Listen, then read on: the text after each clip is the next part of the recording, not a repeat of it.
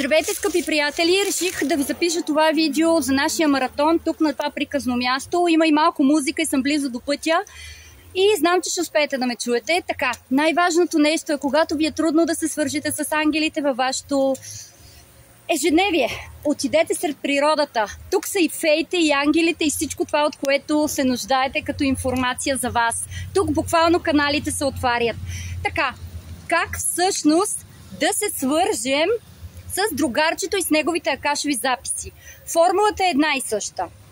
Татко, майко, Бог, ангели на светлината и възнесли се учители, аз ви каня сега тук да създадем свещено пространство, в което да съществуват само най-висшите знания, мъдрост, истина, любов, радост, сега и завинаги. С любов и благодарност в сърцето аз възнамерявам да се свържа с акашовите записи на, и тук казвате вашето бъди. Това е ключово. След това казвате Отче наш и започвате да канализирате информация. Отпуснете се, доверете се и всичко е наред.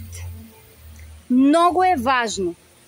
Нещото, което искам да ви кажа е, след като приключите канализиране на информация, дори една думичка да е, да затворите акашовите записи на човека, за да не бъдете енергийно слепени с него.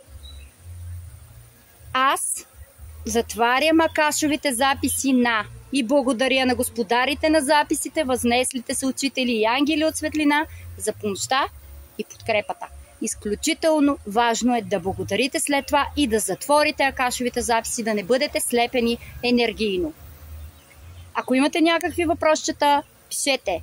Бъдете смели и се доверете. Ангелския свят, птичките и всичко около нас работи за нас. Така че, успех!